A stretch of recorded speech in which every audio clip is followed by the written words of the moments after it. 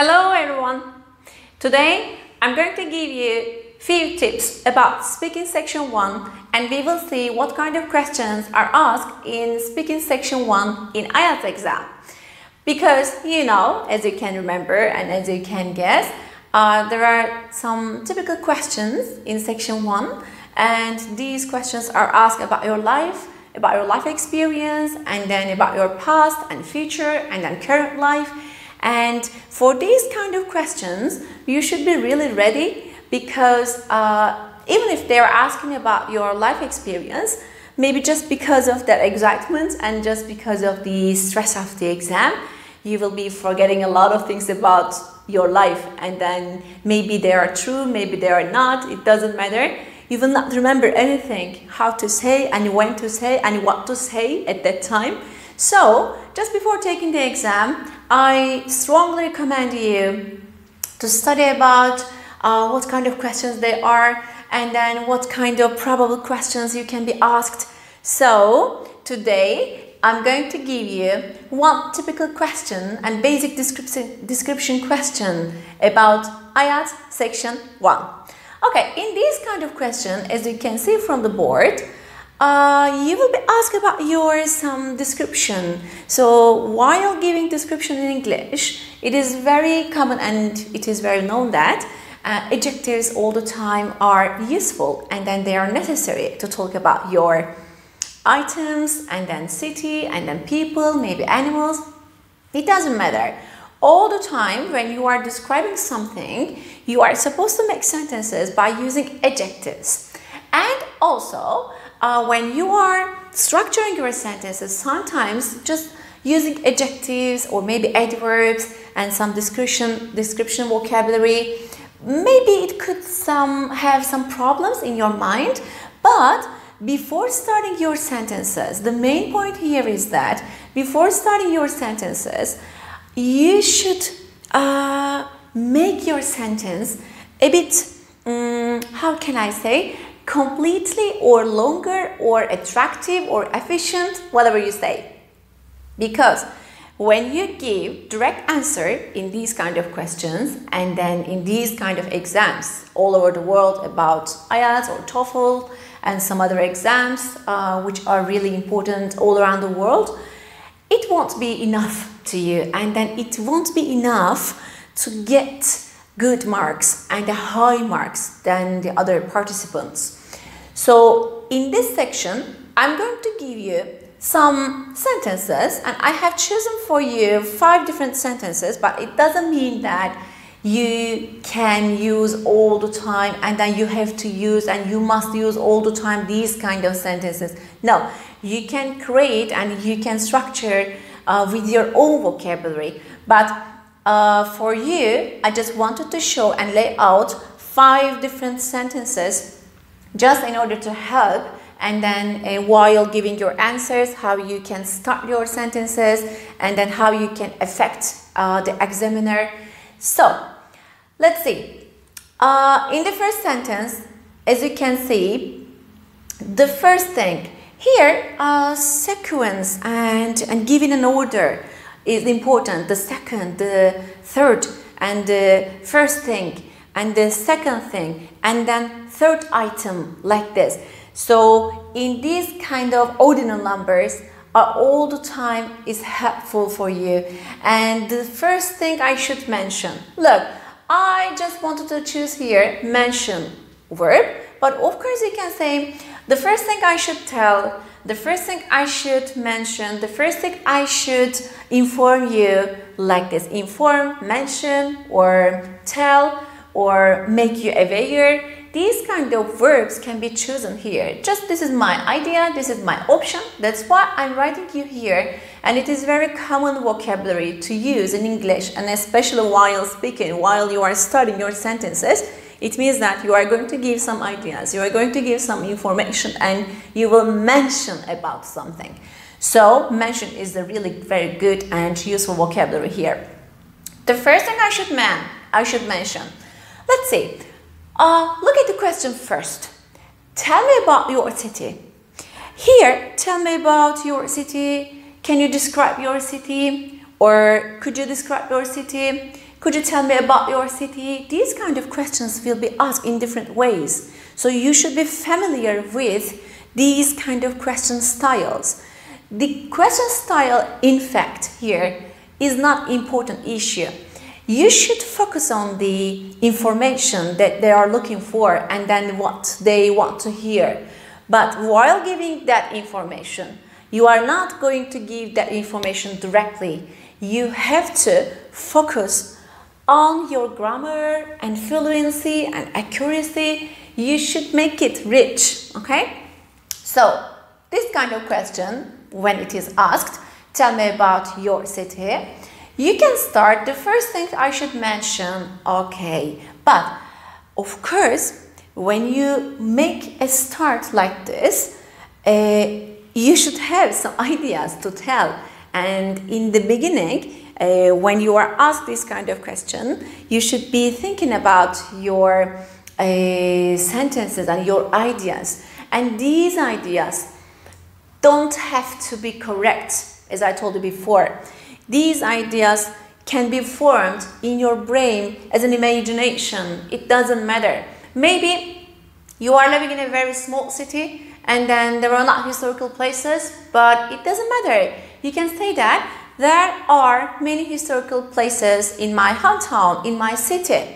So it doesn't have to be truth and it doesn't have to be correct answer as a reality, I mean.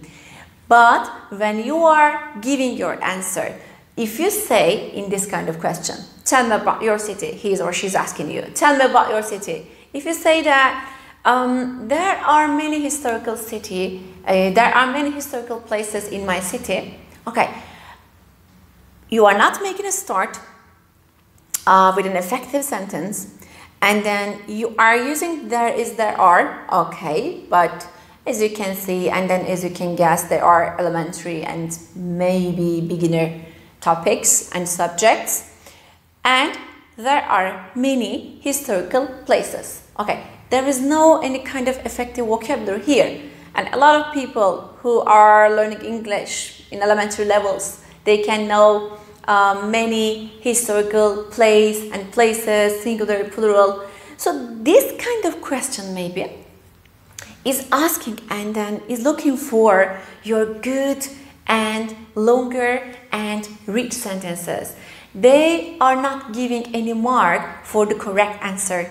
Maybe historical places, this answer is correct, but it doesn't mean that you are going to get good mark and a high mark from the examiner.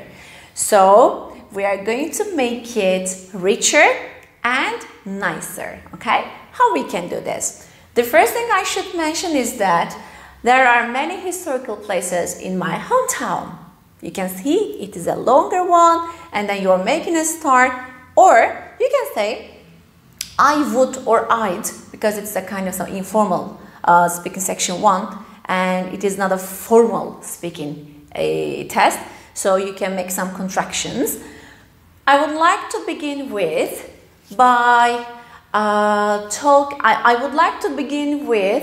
historical places, you can say. Because of the preposition, you can just put noun here. So I would like to begin with its historical places, or I would like to begin with historical places in my hometown. And then you can start. The first thing I should mention. So here, sometimes maybe you can start with this, and then after that, when you are continuing your sentences, you can also add this kind of sentence, like this. I would like to begin with historical places in my hometown. The first thing I should mention is that there is a big castle in my city. Okay? So you can start and you can combine, and then you can use at the same time some better sentences in order to give your ideas, in order to give your opinions about the question, about the answer, related to the answer, I mean. Or, what about the number 3? And what is the third option? The main thing you need to know is, look here, the keywords really mention, and then I would like to begin with. And the main thing you need to know is Okay, let's complete the sentence. The main thing you need to know is that there are many historical places in my city. You see? And number 4, I think, I suppose, I guess, I know. You can say, I think I should begin by highlighting. What is highlight? You are giving reflection, and then you are giving more emphasizing and focusing, and then you are giving some color, and there are some highlighter board markers, you know, highlighters, and then maybe different green and pink and different colors. So also as a verb you can use it, and then here by plus gerund you can use this structure in order to get really good marks from the examiner, because when you see this kind of vocabulary, he or she will understand your vocabulary range is good, and then also you are using and you are able to use by and plus gerunds, these kind of structure, even you are starting your sentences. Okay, I think I should begin by highlighting about historical places, and I think I should begin by highlighting its historical places, you can say. So these historical places, can you see what kind of sentences you can be structuring and then you can make by using these kind of starters and then these kind of grammatical structures, and like should, like would like need to. So by using models, by using maybe some other good vocabulary, so you can make it much better. Just try and then just do a lot of exercises, okay? And the last one, anybody should be aware that, I like this word, and this word is really aware, to be aware of doing something, to be aware of something. But when you say that, I'm going to show you a few minutes later, when you say at, you don't have to put preposition. So anybody should be aware that there are many historical buildings and many historical places in my hometown. You can make really longer and effective sentence. So the first thing I should mention is that blah blah blah. I would like to begin with blah blah blah. The main thing you need to know is blah blah blah. I think I should begin by highlighting blah blah blah, and anybody should be aware of that, and then you will put your sentence. And I want to show you here also some other things. Normally when you are structuring your sentences, you mustn't do some, how can I say, you mustn't make really unacceptable mistakes. What are they? Let's see. The first thing to know, the first thing you should know, or the first thing to know, you are starting like this, and then after that you are putting is. If you say, and if you put here is, like the first one, let's see, number 1 and number 2, the first thing to know is, and then you must put a kind of gerund or infinitive or noun or adjective, which means a complement. For example, the first thing to know is historical places. Okay? So the first thing to know is a castle. The first thing to mention is blah blah blah. So after is, you are not going to make a full sentence. If you are going to make a full sentence like this, the first thing to know is that there are historical places. The first thing to know is that you can see historical places. The first thing to know is that you may find, or many historical places may be found. So you can put active or passive, it doesn't matter here. But the thing is, if you are going to put after is, if you're going to put that, you have to make a sentence. But if you want to complete your sentence without using that, in this situation, you cannot say a full sentence. You cannot make a sentence like this. The first thing to know is you can find historical places. This is wrong, because after is, if you are starting a full sentence, you must put and say that, okay?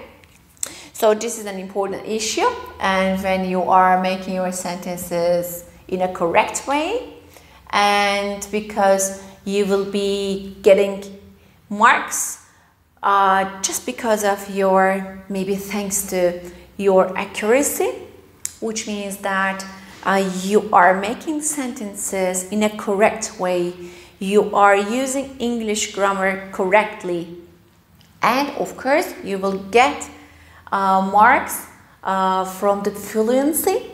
And this fluency part means how you speak fast, and how fast, how fast you speak, and how fluent you speak without a lot of hesitations and pausing and stopping.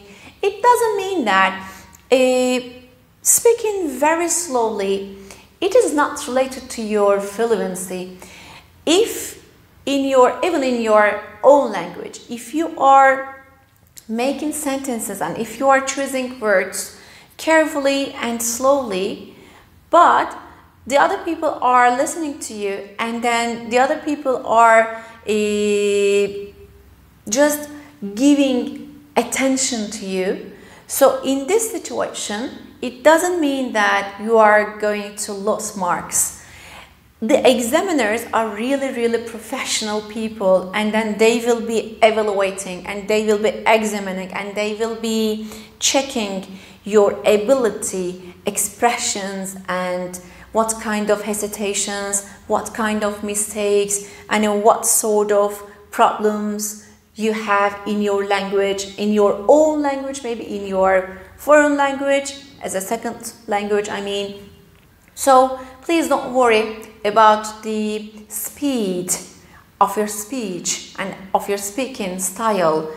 If you can make really logical sentences and rich sentences, the questions will be, when questions are asked you, when you give logical answers, logical about language, related to language, logical answers, and when you give your whole concentration on that part, and then you shouldn't forget that it is a kind of some daily speech conversation. It is about maybe self-introduction, and then they are asking about your life, they are asking about your opinions, about your cities, about your family, about your relatives. So when you feel like this, you will get rid of your stress. I'm sure that. Please just imagine that you are sitting in a garden, you are sitting in a room with your friends, and then they are asking some opinions about some questions, and then at that point you will see that you will be feeling much more comfortable, and then you will be feeling much more powerful. And then if you know really enough and upper intermediate vocabulary, and intermediate and upper intermediate, of course even advanced vocabulary, you will feel yourself much more powerful than the others, and then you will feel relaxed. And then when you have enough knowledge in your brain, you will feel and you will breathe, and you will get rid of your stress, and then you will get rid of this kind of problem in speaking section 1. Because in speaking section 1, as I told you before, this is the easiest, and this is the really maybe biggest option and opportunity to prove your English and to show your English. Just because of that reason, you should feel relaxed, and then you should be ready, and then you should make many sentences just before the examination, and then you will see that you will be getting higher and really satisfying marks. Okay, That's all from me in this lesson, and in the following lesson we will be continuing our speaking section 1, speaking section 2, speaking section 3 tips and clues. Have a good day!